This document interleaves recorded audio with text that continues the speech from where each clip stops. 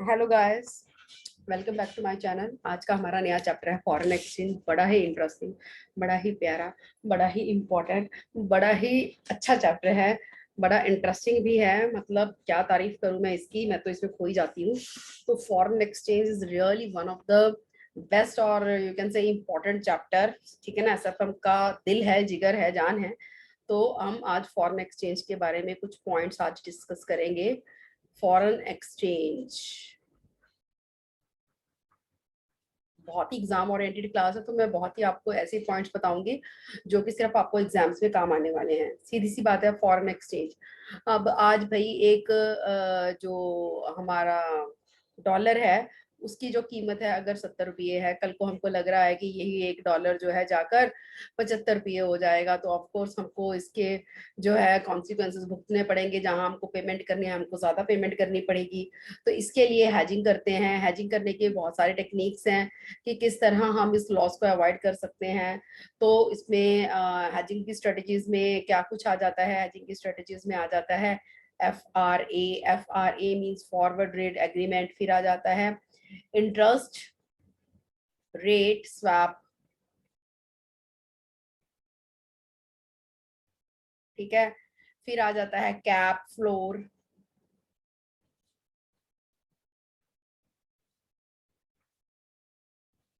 Collar.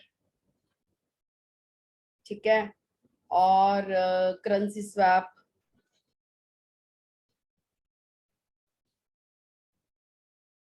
Swap option, equity swap.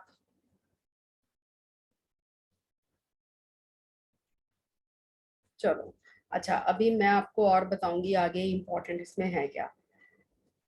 Important पता है क्या है? इम्पोर्टेंट, हाँ, जो आपको सम्स करने के लिए जो बिल्कुल जरूरी है आपके लिए, वो है आपको जानना।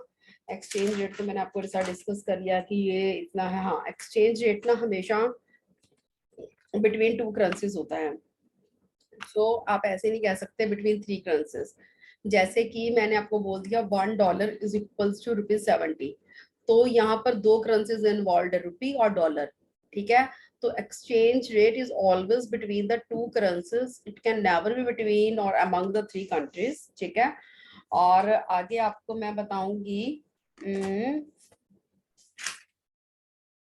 हम्म, हम्म, हम्म, हम्म, हम्म, हम्म, कुछ और बातें जो कि हमको समझ निकालने के लिए जरूरी है हम जाननी। ठीक है, होम करेंसी कौन सी होती है? होम भाई हमारा इंडिया। इंडिया रे India, very good very good. India वाले वेरी गुड वेरी गुड। ठीक है, जो हमारा होम है इंडिया है, और इंडिया की करेंसी क्या है? रुपी है। तो जो हमारे घर की करेंसी, मतलब घर नॉट इन द, अब हमारे घर तो मतलब सारे मुल्क में एक ही तो चलती है। तो हाँ, घर का मतलब है यहाँ पर, होम का मतलब आपकी कंट्री। जो आपकी कंट्री में करेंसी चलती है वही आपकी होम करेंसी है। ठीक है, और अगर कोई भी आप करेंसी आपकी कंट्री से अलग है तो वो फॉरेन करेंसी आ जाएगी। ठीक है, उसके बाद हम्म,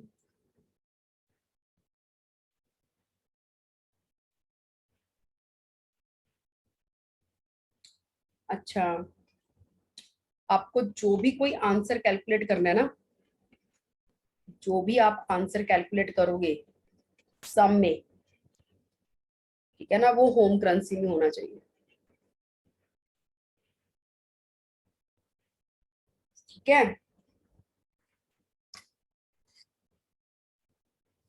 हम्म, एक और बात, ये जरूरी नहीं है कि भाई आप कहो कि रुपी मेरा घर है तो मतलब इंडिया मेरा घर है, रुपी वहां की करेंसी है, तो रुपी ही हमेशा होम करेंसी होगी। नहीं भाई, जरूरी नहीं है, बिल्कुल जरूरी नहीं है। अब अगर आपको क्वेश्चन दे दिया कि यूएसए का बंदा है, यूएसए का बंदा यूं यूं ट्रांजैक्शन कर रहा है, तो यूएसए के आधार पर वो सब जब सम डाल रहे हैं तो यूएसए की होम करेंसी फिर वो डॉलर्स हो गई ना। तो वो आपकी सम के ऊपर डिपेंड करेगी, ठीक है ना। अच्छा।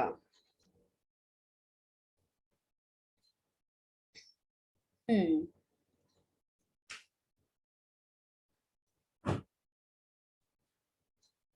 हम्म। हम्म। हाँ, स्पॉट रेट क्या होता है? बहुत इजी है वैसे तो। स्पॉट रेट का क्या होता है? तो आज का रेट भाई, रेट एज ऑफ टुडे।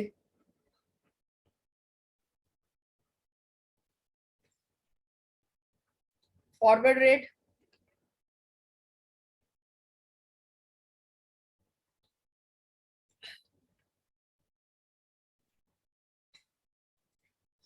जो फ्यूचर में होगा। मींस रेट आज डिसाइड कर लिया, रेट, ये जो वाला रेट है ना, ये डिसाइडेड एज ऑन टुडे आप कह लो, कि आज का रेट जो है वो। अच्छा, जो ये वाला रेट है, rate is decided as on today, but for buying and selling in future.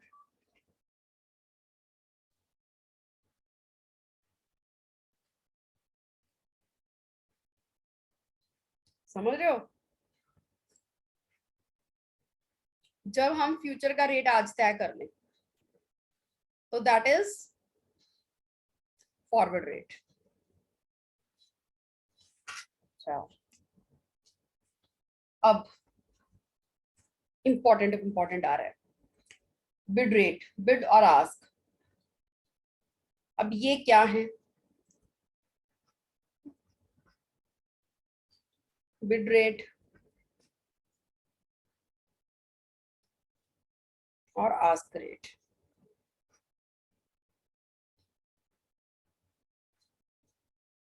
Hmm.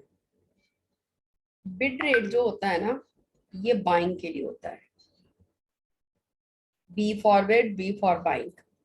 Ask rate जो होता है वो सेलिंग के लिए होता है, सेल के लिए होता है, सेलिंग रेट। अच्छा, अब पता है क्या है?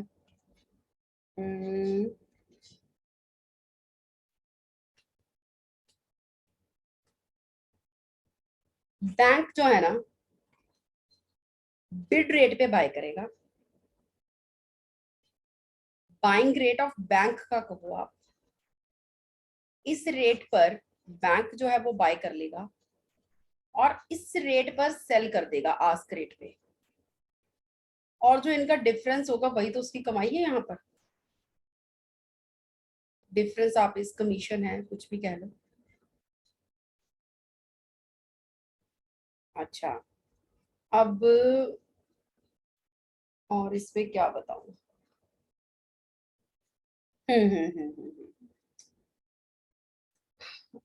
दो टाइप की कोटेशंस होती हैं। कोटेशंस मतलब, जैसे वन वे कोट है, इसमें एक है वन वे कोट। जैसे कि हमने कर दिया जी, $1 70 के बराबर है, ठीक है। अब पता है क्या है, एक ही रेट दे रखा है। प्रैक्टिकली ऐसा थोड़ी ना होता है। अब अगर बैंक इसी रेट पर खरीद रहे हैं, इसी रेट पर बेच रहे हैं, चैरिटी के लिए थोड़ी ना बैठे हैं। No, this is practically not possible. Practically चलते हैं टू वे कोट।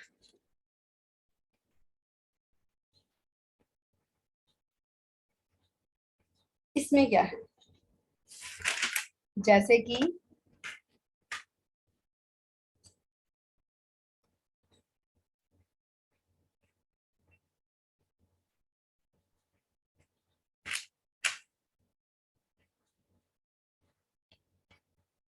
ठीक है ना, तो ये बिड रेट है, ये आस्क रेट है।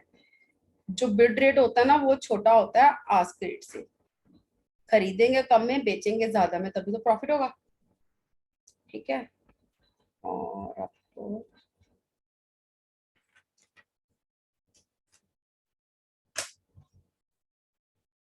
हम्म। और आपको इम्पोर्टेंट चीजें पता क्या बतानी है इसमें, जो आपको क्वेश्चन सॉल्व करने में हमेशा आपको हेल्पफुल रहेंगी, कि जो बैंक का जो बैंक का बाइंग रेट होता है या सेलिंग रेट होता है ना, वो लेफ्ट हैंड साइड की करेंसी के लिए होता है। कैसे? जैसे मैं आपको बताती हूँ, मैंने कह दिया आपको $1 जो है वो रुपीज 70.25, कुछ भी लिख लो, 75.25 है। ठीक है, ये हमारी लेफ्ट हैंड साइड है, ये हमारी राइट हैंड साइड है। तो जब भी आपको देखना है बिट के बारे में, आस्क के बारे में, रेट्स के बारे में, तो आपको लेफ्ट हैंड साइड देखनी है। लेफ्ट हैंड साइड आपकी कौन सी करेंसी है? डॉलर्स। मतलब कि जो आपका ये जो बिड है वो किसके लिए बात हो रही है? बिड के लिए। और आस्क रेट के लिए बात हो रही है, वो लेफ्ट हैंड की करेंसी के अकॉर्डिंगली हो रही है। मतलब कि डॉलर्स के लिए बात हो रही है। मतलब कि जो डॉलर्स को खरीदने का रेट है वो ये है, और डॉलर्स को बेचने का रेट ये है। अच्छा, एक बात हमेशा ध्यान में रखो, जैसे क्वेश्चन में कुछ भी दिया हुआ है, कुछ भी कोटेशन है आपके पास, कोई भी करेंसी है आपके पास, आपको क्या करना है, आपको जो कोटेशन है वो इसी हिसाब से बनानी है कि उसको, मैं आपको बता देती हूँ, डायरेक्ट इनडायरेक्ट कोट कर से हो जाएगा कि लेफ्ट हैंड साइड पे आप हमेशा वो करेंसी लेके आओ जो कि बाय या फिर सेल हो रही है। मतलब कि जो जो हम बाय या सेल कर रहे हैं ना, वो करेंसी आप लेके आओ। जैसे अगर हम डॉलर खरीद रहे हैं तो डॉलर आएंगे, अगर हम रुपीज खरीद रहे हैं तो लेफ्ट में रुपीज आएंगे। अच्छा, वो करेंगे कैसे काम? वो काम हम ऐसे करेंगे, अगर मैं आपको वन वे कोट में समझाऊं, जैसे कि $1 इज इक्वल टू, नहीं, टू वे में समझो आप, इज इक्वल टू रुपीज 70.25, 75.25। अच्छा, अब हमें दिख रहा है कि जो ये डॉलर है ना, ये डॉलर का बाइंग रेट है, bid rate. Dollar left hand side पे है, बैंक इस रेट पर खरीदेगा, इस रेट पर बेचेगा, राइट। अच्छा, अब हमारी प्रॉब्लम क्या है? हमारी प्रॉब्लम है कि हमें ना डॉलर में, रुपीज में डील करना है। हमें तो लेफ्ट हैंड साइड पे भाई रुपीज चाहिए, क्योंकि मुझे तो रुपीज में डील करना है, रुपीज खरीदने हैं, रुपीज बेचने हैं। अब रुपीज उधर तो मेरा काम कैसे चलेगा? मुझे रुपीज यहाँ चाहिए, तो ठीक है, मैं यहाँ लिख लेती हूँ। ठीक है, लेकिन यहाँ पर मैं इसको क्या कर दूंगी, 1/U, और इसको यहाँ पर, रीजंस भी हैं इसके पीछे, ऐसा क्यों हुआ है, ऐसा कैसे आया, एक बार आप सुन लो, मैं वो भी बता दूंगी। ठीक है, जब मैं इसको सॉल्व करूंगी, कैलकुलेटर पे मैंने इसको सॉल्व किया, तो ये मेरे पास आ गया है 0.1, इट्स 0.01328 और जब मैंने इसको सॉल्व किया, 1/70.25, तो ये आ गया है 0.01423। ठीक है, अब मैं आपको इसके रीजन समझाती हूँ, आया कैसे, क्यों करा हमने ऐसे, क्या चक्कर है। चक्कर बड़ा ही सिंपल है। आप देखो, वन वे कोटेशन में जो बच्चे होते हैं ना, छोटे 4th 5th क्लास के होते हैं बच्चे, उनको क्या सिखाते हैं कि बेटा $1 अगर रुपीज 70 का है, तो इसका मतलब रुपीज 70 $1 का है, तो 1 रुपया कितने का हुआ? 1/70। बस वही तो किया हमने, रुपीज को इधर लगाना था ना, तो हमने इसको इधर कर दिया। अच्छा, अब आओ दूसरा फंडा। दूसरा फंडा था कि जैसे मैंने करा था आपको कि $1 इज इक्वल टू रुपी मैंने लिखा था 70.25 यूं था।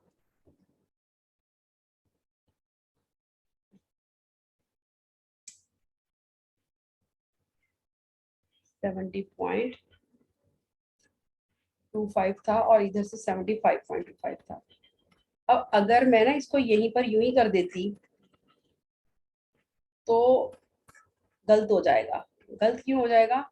क्योंकि जब हम इसको यूं करेंगे ना और यूं करेंगे, इसका डिनोमिनेटर ज्यादा है, यहाँ पर कम आ जाएगा, और कम आ जाएगा तो ये वाला कम हो जाएगा, और जो ये वाली चीज है ये वाली ज्यादा हो जाएगी। अगर ये ज्यादा हो जाएगी तो गलत हो जाएगा। क्यों? क्योंकि बिड रेट हमेशा कम होता है, आस्क रेट ज्यादा होता है। इसलिए हमने इनको घुमा दिया। 1/75.25 करके ये बिड बन जाएगा और ये आस्क रेट बन जाएगा 1/70.25 करके। ठीक है, ये भी हो गया हमारा।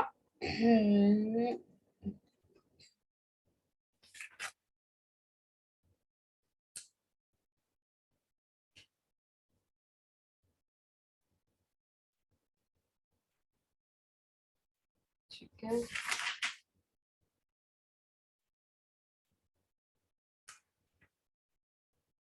यस, जो मैंने आपको ये सेकेंड टाइम बताया था ना, उसे इनडायरेक्ट कोड बोलते हैं। मतलब कि जो हमने ये किया था कि $1 इज इक्वल्स टू 70.25 और 75.25 किया था ना, और जब हमने इसको रुपी में कर लिया ना, ये रुपी है, और हमने इसको 1/75.25 और ये यूं कर दिया, ये इनडायरेक्ट कोड होती है। ठीक है, अच्छा। हम्म,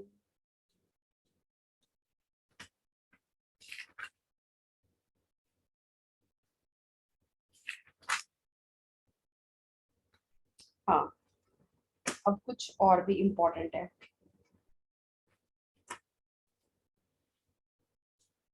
इम्पोर्टेंट है ये, ध्यान से सुनना, इसी में बच्चे गड़बड़ करते हैं सबसे ज्यादा। रूल है ये, बहुत ही इम्पोर्टेंट।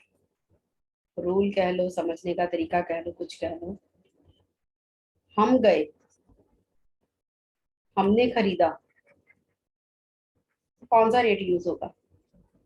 बिड रेट नहीं यूज होगा। हम खरीद रहे हैं, हम बैंक नहीं खरीद रहा। बैंक बेचेगा तो आस्क रेट। ओके, फिर हम बेच रहे हैं, बैंक खरीदेगा, बिड रेट।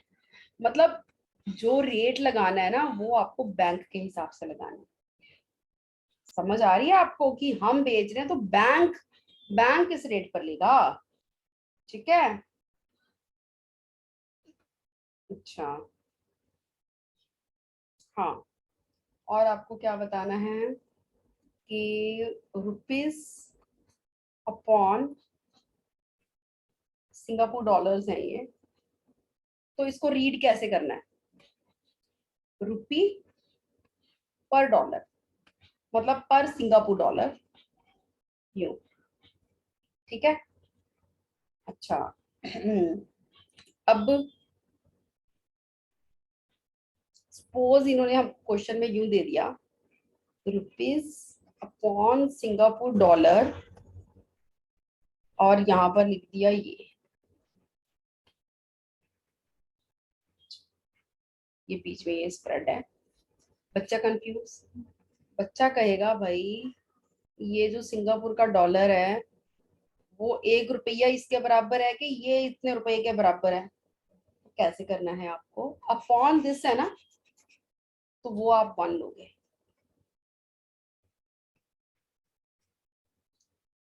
जो अपॉन है वो 1 लोगे, या फिर ये भी कर सकते हो, जो ऊपर है ये ऊपर न्यूमिनेटर में, वो इधर ऊपर रहेगा राइट हैंड साइड में। कैसे भी कर लो। ठीक है, अच्छा। फिर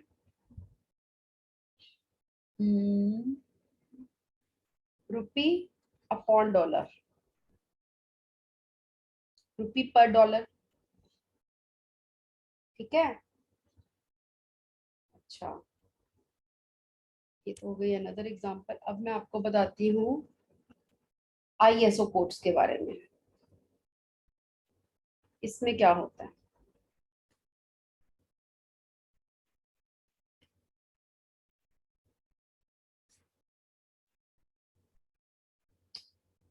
जैसे कि यूएस के डॉलर्स हैं जो, और मैंने यू कर दिया, देखो मैंने क्या करा, मैंने कैपिटल लेटर्स यूज किए, यहाँ पर भी मैंने कैपिटल लेटर्स यूज किए, और यहाँ पे स्लैश, इट मींस इक्वल आ जाए, ठीक है, इट मींस यहाँ पर इक्वल है। तो ये हमारे बेसिक जो कंसेप्ट्स हैं वो हो गए हैं। अब हम नेक्स्ट वीडियो में क्वेश्चंस करेंगे, देख लेना आप एक बार इसको, ठीक है, सो दैट आपको आगे जाके दिक्कत नहीं आएगी। Thank you, bye bye.